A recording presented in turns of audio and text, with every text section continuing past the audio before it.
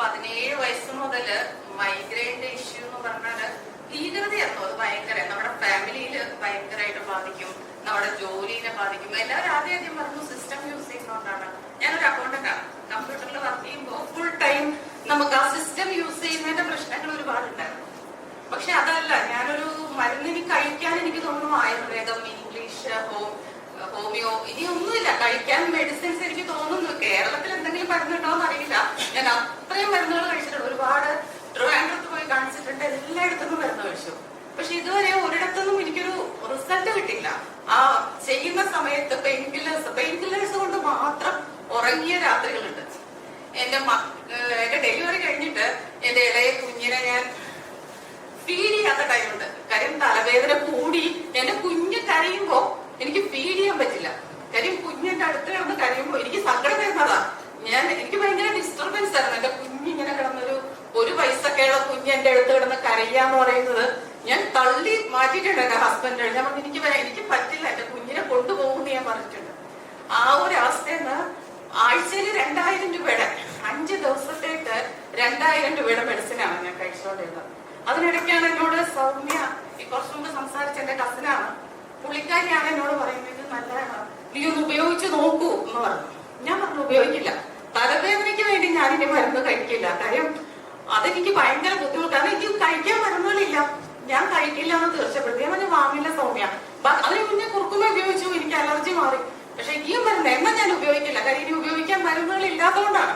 കാര്യം റിസൾട്ട് കിട്ടില്ല എന്ന് 101% ഉറപ്പിച്ച ഒരു കാര്യത്തിന് ഇനി മരുന്ന് കഴിക്കില്ല. തലവേദന വന്ന് മരിക്കാം, അതാണ് ഞാൻ തീരുമാനിച്ച ഒരു കാര്യം. പക്ഷെ അതിൽ നിന്നൊരു വ്യത്യാസം വരാൻ എന്റെ വേദന കണ്ടിട്ട് എന്റെ അച്ഛന്റെ പെങ്ങള് ഇപ്പോ 89 വയസ്സിന്റെ ആൾക്ക് കഴിഞ്ഞ ഒരു മാസം മുമ്പുള്ള പെൻഷന്, ഓണത്തിന്റെ സമയത്തുള്ള ഓണമല്ല വിഷുവിന് പെൺപുള്ളിക്കാരിക്ക് പെൻഷൻ കിട്ടിയപ്പോ എന്റെ ഈ സൗമ്യയോട് പറഞ്ഞു, അവക്കൊരു ഓയിൽ കൊണ്ടുവന്ന് കൊടുക്കൂ, എനിക്ക് കാണാൻ പറ്റുന്നില്ല, അവൾ അങ്ങനെ കിടക്കുമ്പോ കാണാൻ പറ്റണില്ല എന്ന് പറഞ്ഞു. ശരി ആയിക്കോട്ടെ എന്ന് പറഞ്ഞിട്ട് അവള് അങ്ങനെ കൊണ്ടുവന്ന് കൊടുത്തതാണ് ആ ഓയില്. അപ്പച്ചി തന്നപ്പോ പ്രതീക്ഷയോടെ അല്ല, തലവേദന മാറുന്ന പ്രതീക്ഷിച്ചിട്ടല്ല.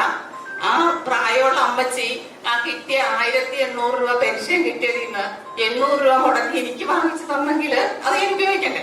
അതാ അപ്പച്ചിയോടുള്ള സ്നേഹം കൊണ്ട് ഞാനത് ഉപയോഗിച്ചു. 4 ദിവസം കഴിഞ്ഞിട്ട് ഞാൻ ഈ കഴിഞ്ഞ 2 മാസത്തെ വെയിൽ ഓർക്കാലോ, നമ്മുടെ ഈ കേരളത്തിലെ വെയില്, ഞാൻ ബ്രോഡ്വേയില് എങ്ങനെ പല പർച്ചേസിങ്ങിന് നടക്കാം. ഞാൻ വേറെ കുറച്ച് ബിസിനസ് കൂടെ ചെയ്യുന്നുണ്ട്, ഡ്രസ്സിന്റെ ഒക്കെ പർച്ചേസിങ്ങിന് നടന്നിട്ട് വീട്ടിൽ വരുമ്പോ എനിക്കറിയാം ഞാൻ കിടക്കും, ഒന്നുകിൽ പെയിൻ കില്ലർ എടുക്കും. മാസത്തിൽ ഒരു 3 തവണ എക്സ്റേ ഹോസ്പിറ്റലിൽ പോകും.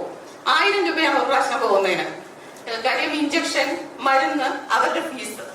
ഈ 1000 രൂപ കയ്യിൽ പിടിച്ചിട്ട് മാത്രമേ ഞാൻ എല്ലാ ദിവസവും 1000 രൂപ എന്റെ കയ്യിലുണ്ടാവും. കാര്യം എപ്പോഴാ തലവേദന വരുന്നതെന്ന് പറയാൻ പറ്റില്ലല്ലോ. അന്ന് വൈകിട്ട് വരുമ്പോഴും ഞാൻ 1000 രൂപയ്ക്ക് കുറച്ചുള്ള സാധനങ്ങളാണ് പർച്ചേസ് ചെയ്യുന്നത്. കാര്യം വൈകിട്ട് എന്തായാലും പോകണം, എക്സ്റേയിൽ എന്തായാലും പോകും. എന്റെ മോളോട് ഞാൻ പറഞ്ഞിട്ടുണ്ട് വൈകിട്ടാകുമ്പോ അമ്മയുടെ കൂടെ വരണം. മോക്ക് 10 വയസ്സേ ഉള്ളൂ.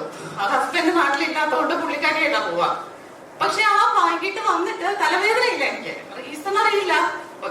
രാത്രിയാകുമ്പോ വരും, രാത്രി വരുമല്ലോ, എന്തായാലും വരും. ഞാൻ പുള്ളിക്കാരനെ പ്രതീക്ഷിക്കുന്നുണ്ട്, വരും, എന്നെ വിട്ടാണ്ട് പോകില്ല എന്ന് എനിക്കറിയാം. ആ പ്രതീക്ഷിച്ച് നിന്നിട്ട് അന്നത്തെ ദിവസം തലവേദന ഉണ്ടായില്ല. അതെന്തോ പറ്റി തലവേദന വരാതിരിക്കാൻ? ചിലപ്പോ ഇനി മടുത്തിട്ടായിരിക്കും, ഇനി എനിക്ക് അറിയാനിട്ടാണോ? പെയിൻ കില്ലർ കഴിക്കണം, പെയിൻ കില്ലറൊക്കെ സ്റ്റോക്ക് ചെയ്ത് വെച്ചിരിക്കാം. മെഡിക്കൽ ഷോപ്പിൽ നിന്ന് വാങ്ങിച്ച് ഒരു 10 എണ്ണത്തിന്റെ ഒരു സ്ട്രിപ്പ് എപ്പോഴും എന്തെങ്കിലും ഉണ്ടാവും.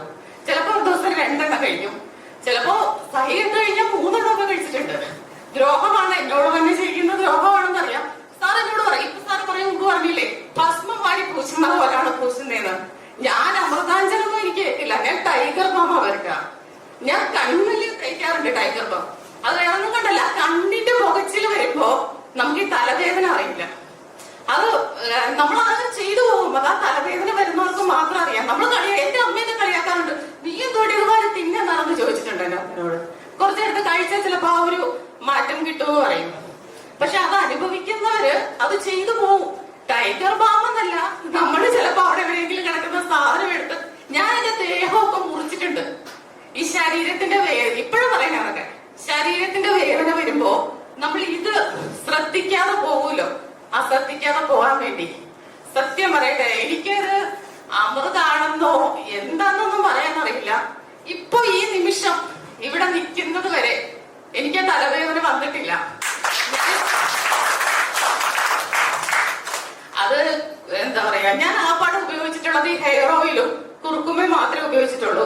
ഞാൻ ഈ കുറുക്കുമിന് ഉപയോഗിച്ചത് എന്റെ ഒരു അലർജിയുടെ പ്രശ്നത്തിനാണ്. കാര്യം അത് എനിക്ക് ദേഹം ചുമ്മാ ഈ 2 ഷോൾഡർ മാത്രം ചൊറിഞ്ഞു പൊട്ടും. അത് എന്തുകൊണ്ടാണെന്ന് വെച്ചാൽ ഞാൻ എ സിയിലിരിക്കാം, ഓഫീസ് വർക്ക് എല്ലാം എ സിയിലാണ്. പിന്നെ എന്ത് വീർത്തില്ല ശരീരം. വീർക്കാത്ത ഒരു ശരീരത്തിൽ ഇങ്ങനെ ഒരു അലർജി വരണമെന്നുണ്ടെങ്കിൽ റീസൺ അറിയില്ല. ഹോസ്പിറ്റലിൽ കാണിച്ചു, അവര് പറഞ്ഞു ഒരു എല്ലാം ഡ്രസ് ഉൾപ്പെടെ അണ്ടർ ഡ്രസ് ഉൾപ്പെടെ കോട്ടൺ ആയിക്കോളൂ, ഒരെണ്ണത്തിന്റെ വില 400-450 രൂപ. എങ്ങനെ വാങ്ങും? നോർമലി 2-3 ഒക്കെ വാങ്ങും, അതിൽ കൂടുതലൊന്നും നമ്മളെ കൊണ്ട് നടക്കില്ല. പക്ഷെ ആ സമയത്താണ് ഞാൻ കുർക്കുമിൻ ഉപയോഗിച്ചിട്ട് ഒരു 1 വീക്ക് കൊണ്ട് ഇപ്പൊ എന്റെ ദേഹത്ത് അങ്ങനെ ഒരു പാട് പോലും ഇല്ല.